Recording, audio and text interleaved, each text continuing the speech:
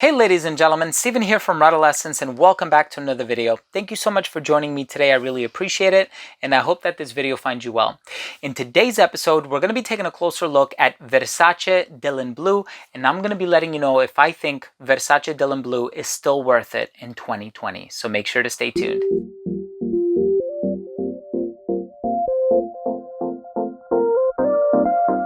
Now, before I begin this video and I let you know if I consider Versace Dylan Blue to still be worth it in 2020, I do want to mention that if you are a fan of videos like these, if you like fragrance related content, whether it be a review, a giveaway, a top 10 list, an unboxing, whatever the case might be, please do consider supporting this channel by subscribing to it. All you have to do is click on that red button in the corner. And of course, while you're at it, also please make sure to enable notifications by clicking on the bell and click enable all notifications. This way, whenever I do put out these videos, they will get delivered straight to your feed. So, is Versace Dylan Blue still worth it in 2020? Now, hold on a second. Let's pump the brakes. I know what a lot of you are thinking. Steven, this fragrance just came out in 2016. It's only 4 years old. What do you mean is it still worth it? It's not ancient. It's not a classic yet. It's still modern. And I think that in today's ecosphere and olfactory landscape, there's always going to be somebody bigger, badder, better, somebody who is the new kid on the block and somebody who is giving everybody else a run for his or her money. And I feel like with hundreds of fragrances being released every single year, yeah, that's a pretty high number, but it's also quite accurate. There might always be something on the market that I would consider better than this fragrance. Maybe something that's cheaper, maybe a better suited or fitted alternative, maybe something that smells even more modern. Maybe this fragrance has just been worn out a whole lot. It's gotten played out. I'm going to be letting you know what I think in regards to all of these categories and metrics, but let's go ahead and start with the uniqueness. When it comes to the uniqueness of the fragrance, I never considered this fragrance to be too unique. Why? Well, it is a flanker, right? In 2008, Versace came out with Versace Parfums, and that is a fragrance composed by Alberto Morillas, who is the same exact perfumer that also did Dylan Blue. In 2013, I think it was, they came out with an oud flanker for this collection.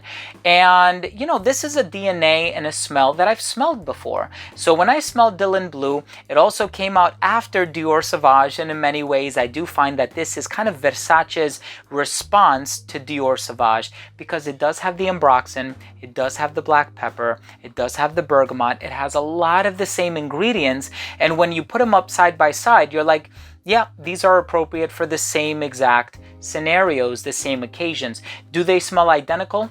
No, but I might recommend purchasing one over the other, right? If you had a certain budget, or if you told yourself you're going to purchase only one. So in terms of uniqueness, I didn't necessarily find it to be unique. You know, after having smelled Dior Sauvage, and I never really considered that fragrance to be too unique either, but after smelling Dior Sauvage and then smelling this, I was like, oh, this is Versace Dylan Blue. This is what people are talking about. But nevertheless, it smells incredibly pleasant. You're going to get the same amount of compliments from it as you would from Dior Sauvage. And especially given the batch of the bottle that you have, you're going to get noticed because the performance on it is very good. I'm going to talk a little bit about that as well. So in terms of all of these nuances and all of these considerations, I don't necessarily find it to be too unique. And you guys know that that Sauvage DNA has also been used by Coach and Tiffany & Co. and many fragrances that have put out their version of Dior Sauvage. So I don't really consider this to be unique, but that doesn't take away from the fact that it smells great. It's very easy to wear, very versatile, a mass appealing fragrance, and a compliment getter. So let's keep that in mind and let's move on to alternatives. So here is the overarching question. With all of these other fragrances that I mentioned, would I recommend purchasing those fragrances instead of this? Let's take a look at a few things. When it comes to Dior Sauvage, yes, you're going to get complimented, you're going to get noticed, especially in the first half hour of application, but there are a lot of people who have commented on my videos and mentioned that they just can't stand that metallic quality that they find in Dior Sauvage. So a lot of people prefer to purchase this fragrance because it's a lot smoother. It doesn't have that sharp, bright, astringent, metallic, tinny thing going on in the opening, but it kind of has the smoothness of the woods, the patchouli, the musk, the tonka bean. There's a little bit of saffron in here as well, but I think it's balanced out by the black pepper. But even those spicy nuances are not overly strong in any way in this fragrance. So I feel like this one is not only going to be smoother than Dior Sauvage, which it's a matter of personal preference. You might like Sauvage more, you might like this one a little bit more. But one thing is for certain, and I have personally witnessed this, so this is anecdotal, this is experiential. I have smelled Dior Sauvage on a lot of people here in the New Jersey, New York, Pennsylvania tri-state area. I have never smelled Versace Dylan Blue on anyone before. And so in terms of uniqueness and originality, and can you afford to go with another option, not only do I think Dior Sauvage is going to be more expensive than this, I also feel like there's something about that opening that not everyone is going to love, and it's also kind of played out.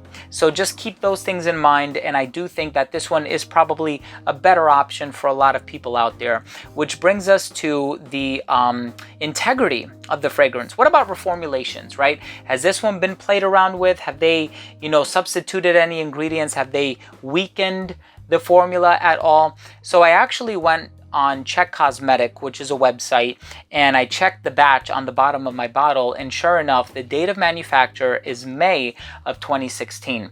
I purchased this fragrance the same year in which it was released, and so my bottle lasts about 8 hours.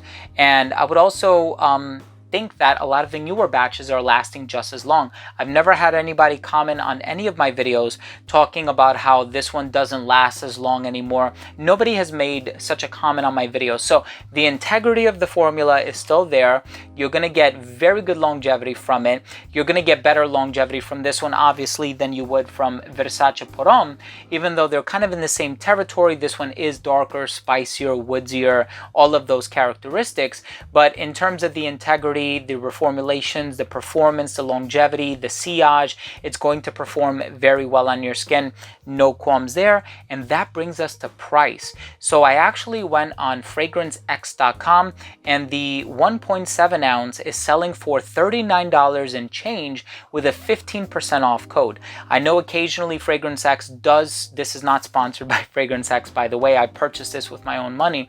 FragranceX does occasionally run promotions and deals that are above 15%. So, you might even be able to find it cheaper than that. I saw the 6.7 ounce bottle for something like $75 or something in that vein. So it is really affordable, and it has been discounted considerably versus Dior Sauvage, which is discounted somewhat online. You can definitely find it online, but from my recollection, it's a little bit more expensive than Dylan Blue. So given the price, I think you're going to get something really good and really affordable with Dylan Blue. So even if you're not purchasing it for yourself and you're buying it as a gift for somebody who's getting into fragrances, maybe it's right around the holidays, I think this one is a no-brainer. And that brings us to our final category, which is the modernity of the fragrance. Does this one still smell modern, or is it trapped in the past? Is it trapped in a decade where every single time you smell it, it is evocative of that decade, whether it's the 80s or the 90s? And I think down the line, this one will be reminiscent of the 2010s, because this is when we had our Dior Sauvages and our Dylan Blues and any number of other fragrances that kind of smell in this territory. But I do think it's very, very, very modern, but it's a classic modernity that you're going to get from this one with the spices, the black pepper, the patchouli, the saffron. So it's very well put together. I think it smells modern. It performs very, very well. It can be found for an incredibly affordable price online. A lot of people would prefer to wear this one over Dior Sauvage because of the lack of a metallic quality in the opening, and also because of the fact that it's not being worn as much as Dior Sauvage is being worn.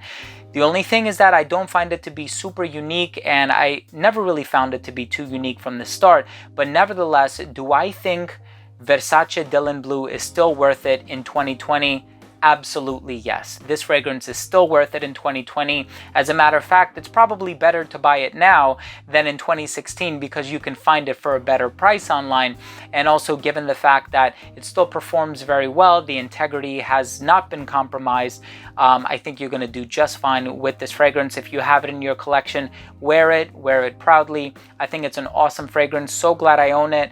At one time, I actually had 2 bottles of it. I gave one of it to a friend. I don't regret it because I have a big bottle. I'm going to be enjoying it. And when it does run out, yes, I probably will repurchase. So there you have it, ladies and gentlemen. Thank you so much for watching. That was my video on whether or not I think Versace Dylan Blue is still worth it in 2020, and the answer is, of course, yes, it's still worth it. Definitely go out there and buy it. I think it's a must-have for everybody's collection. Links are going to be down below if you're interested in getting it for the best price out there. Thank you so much for watching. If you have any comments, any concerns, any remarks, feel free to leave a comment down below. I always love the interaction. And of course, again, if you are new to this channel and you took something of value from this video, please do consider supporting this channel by subscribing to it. All you have to do is click on that red button and make sure to enable notifications by clicking on the bell. Thanks again for watching. I love you all. We'll see you soon. Bye.